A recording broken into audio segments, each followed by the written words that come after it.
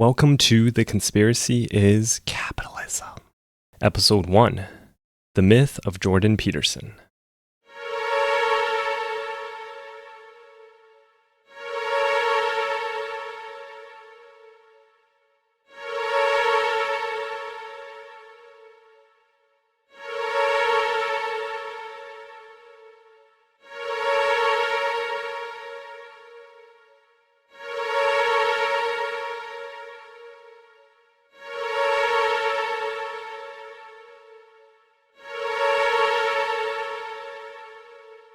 The goal of this channel is to encourage nonfiction literacy, especially on capitalism, in our age of social media noise.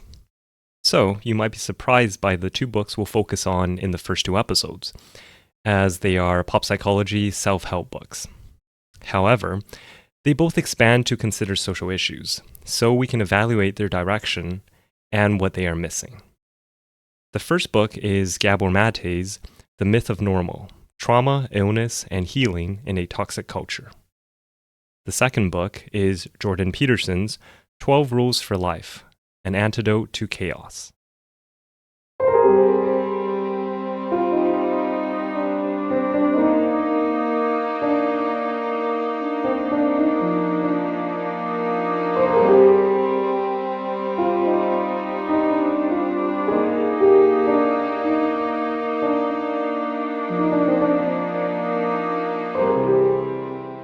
Let's start on the individual pop psychology level. From Peterson's 12 Rules for Life. Quote, Rule number 5, do not let your children do anything that makes you dislike them. Quote, here's a fifth and final and most general principle. Parents have a duty to act as proxies for the real world. Merciful proxies, caring proxies, but proxies nonetheless.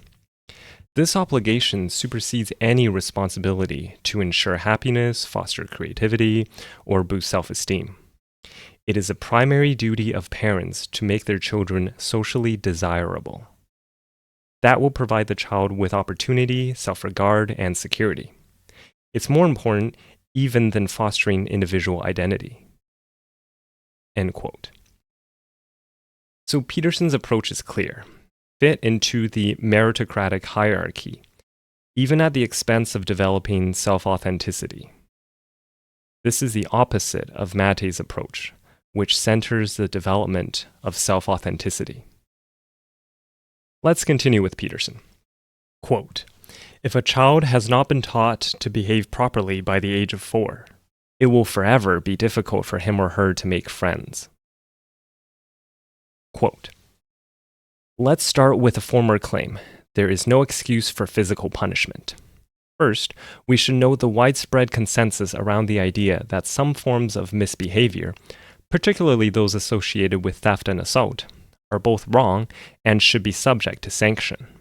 Second, we should note that almost all those sanctions involve punishment in its many psychological and more directly physical forms.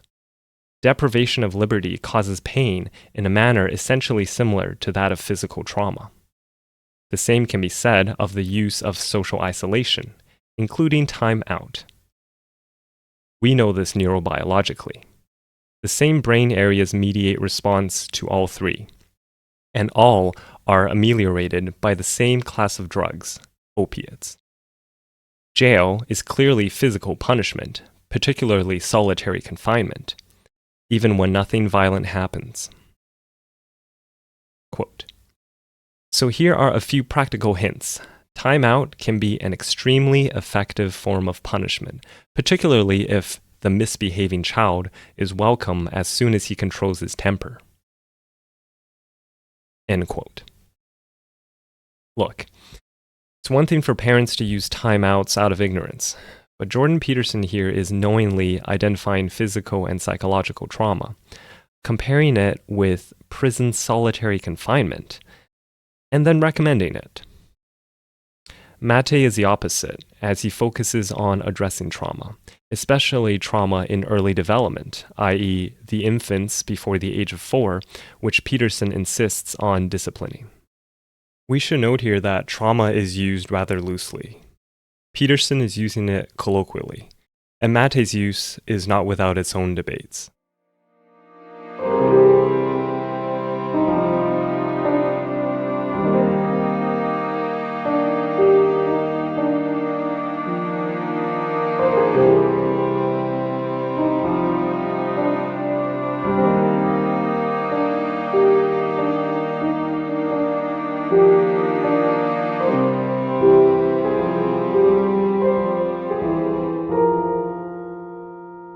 Let's conclude Peterson's quotes by considering these three passages.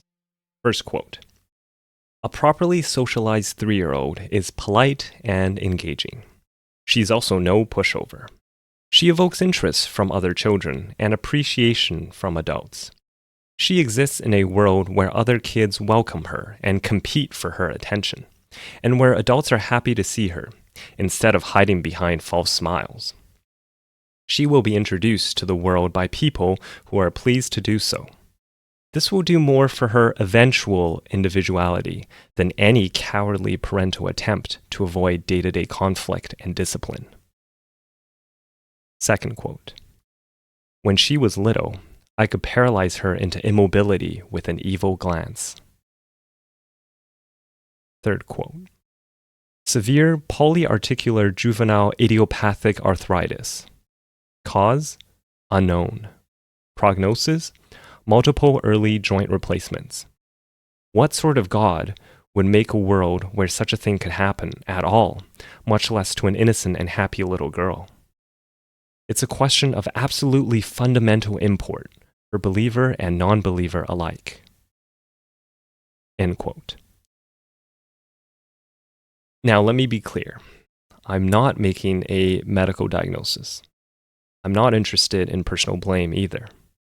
I am interested in the disconnect here, even from a literary perspective. Like, how can you write this without noticing? It's impossible to miss if we use Mate's lens.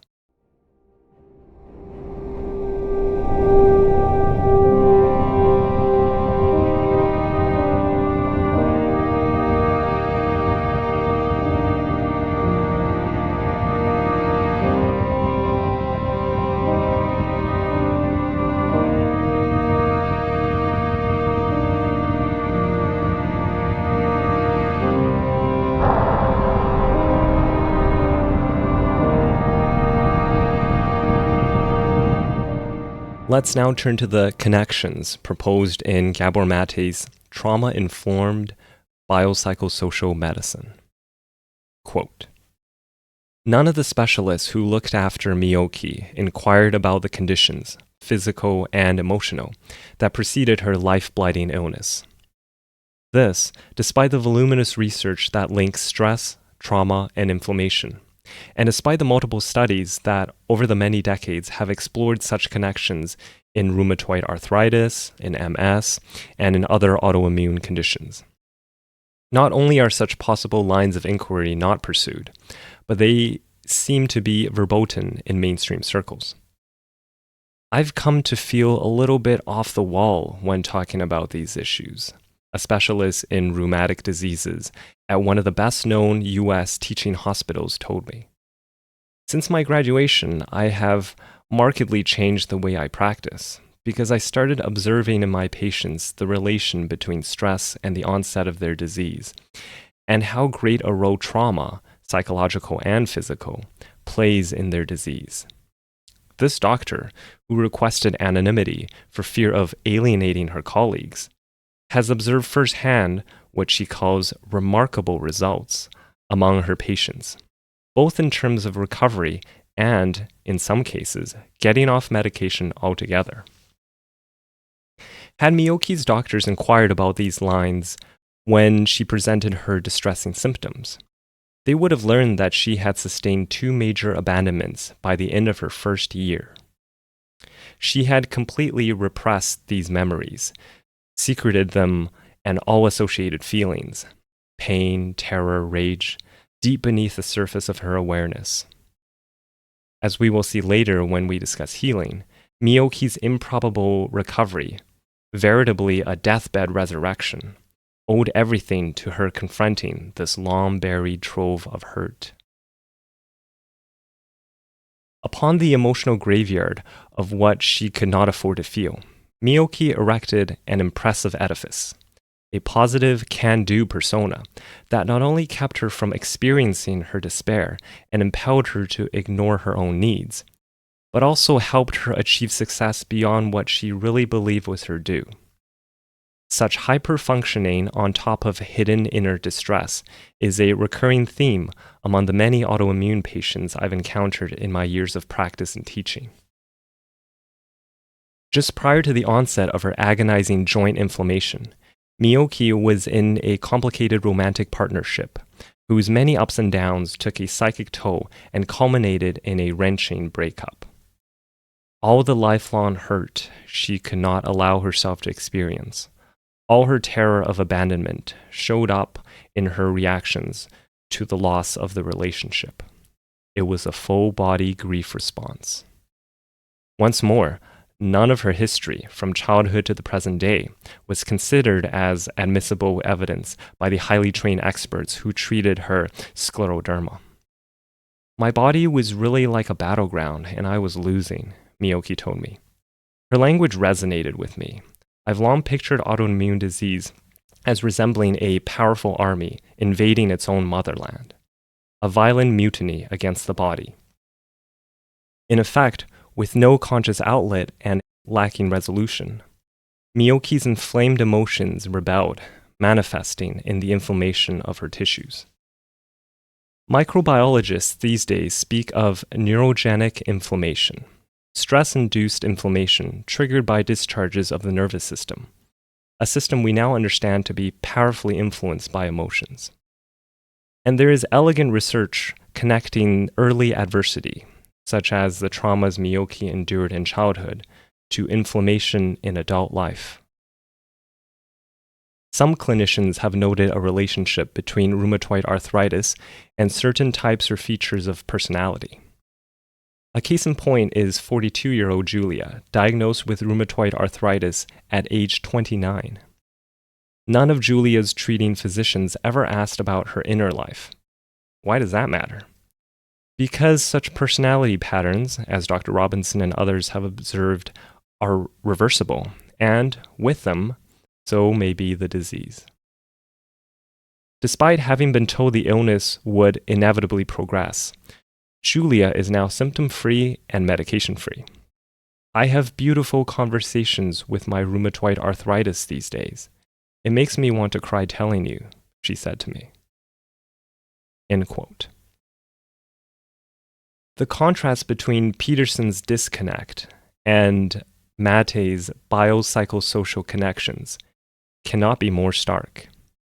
Now, in a future episode, we will add another lens to critically evaluate the connections we try to make, to control for biases and weed out pseudoscience. This additional lens is epidemiology, or evidence-based medicine, and we'll reference Ben Goldacre's books. As for Peterson's parenting advice, on the surface, they seem trivial. However, I'm reminded of this passage from Ben Goldacre's Bad Science book. Quote, "The pediatrician Dr. Benjamin Spock wrote a record-breaking bestseller titled Baby and Child Care, first published in 1946, that was hugely influential and largely sensible.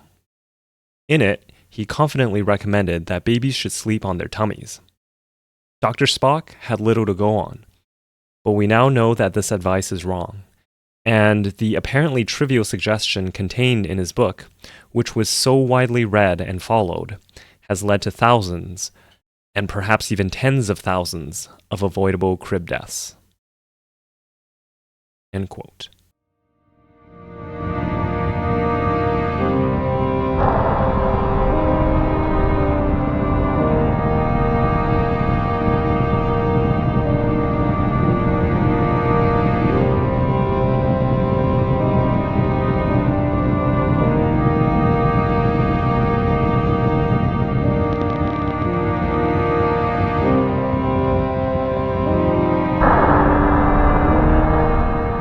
Next, let's tie the analysis of trauma on the individual level to the societal level. Peterson frames Western science as a materialist response to institutional Christianity's difficulties in addressing real-world material conditions and suffering, as Christianity focused on spiritual salvation. Despite material gains, immaterial Christian values were forgotten, which science's materialism could not replace, eroding quote-unquote Western civilization and opening the door to nihilism's despair and utopic totalitarianism.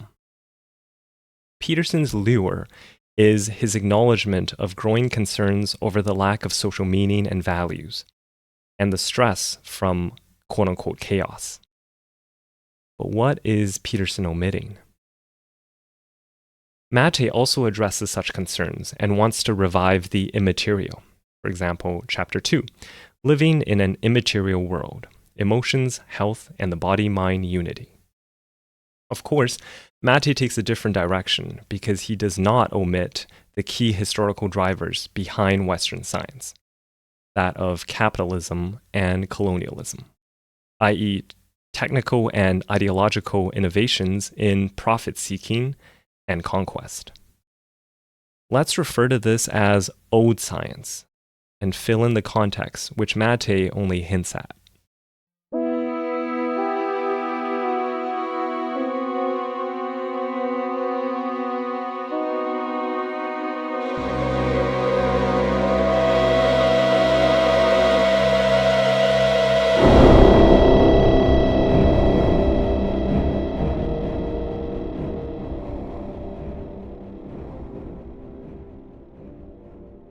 Old science's powers of discovery relied on deconstruction.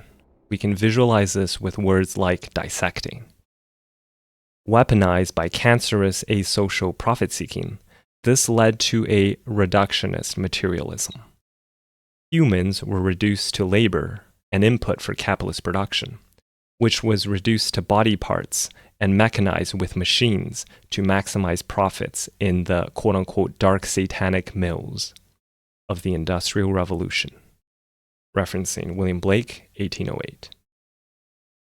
We can also witness society's anxieties of tragedy, especially the loss of human control. This great transformation of old science's reductionist mechanization in Frankenstein, 1818. As Europe's social crisis mounted, only relieved by migration to settler colonies, foreign societies were reduced to raw materials, colonial plantations, and even cheaper body parts, slaves, quote-unquote coolies, to feed Western industrialization.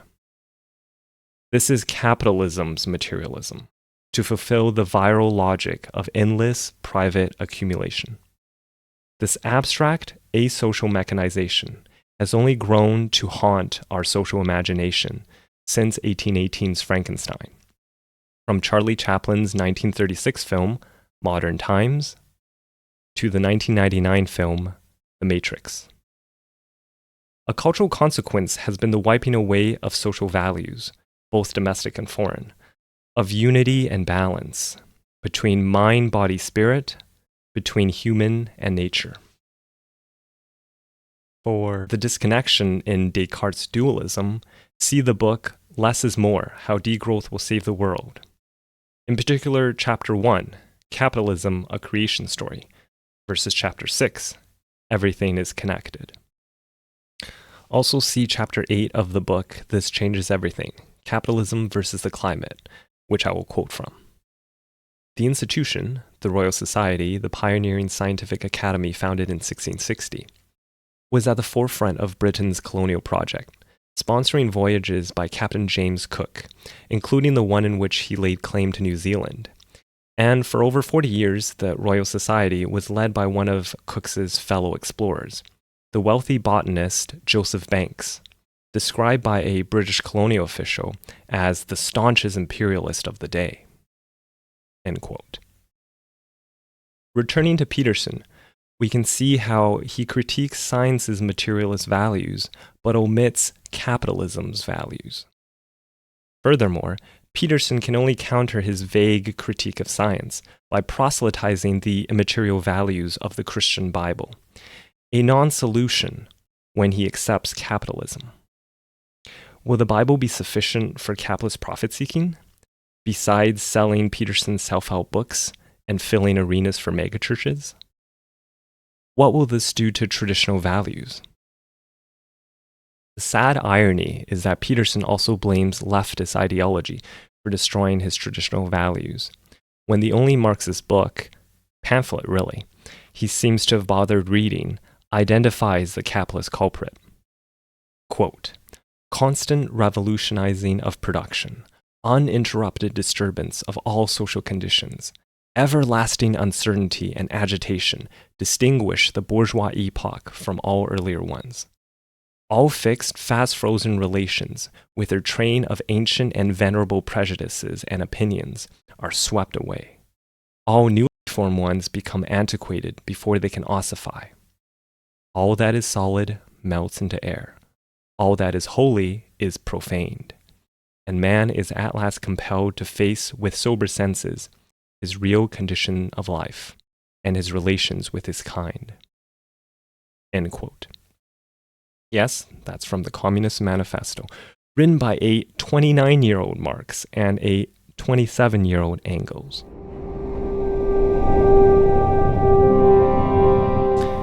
This concludes episode 1. These episodes are based on book reviews, which go into more detail, as it's easier for me to write. See the links in the episode's description for reviews of all the books mentioned. The music in the episode was written another life ago, before I started my own nonfiction journey. So, I'm happy to see it have a second life. I hope this format encourages you to explore more nonfiction. I'm always open for discussions, and yes, future episodes will dive into books on capitalism. See you in the next episode.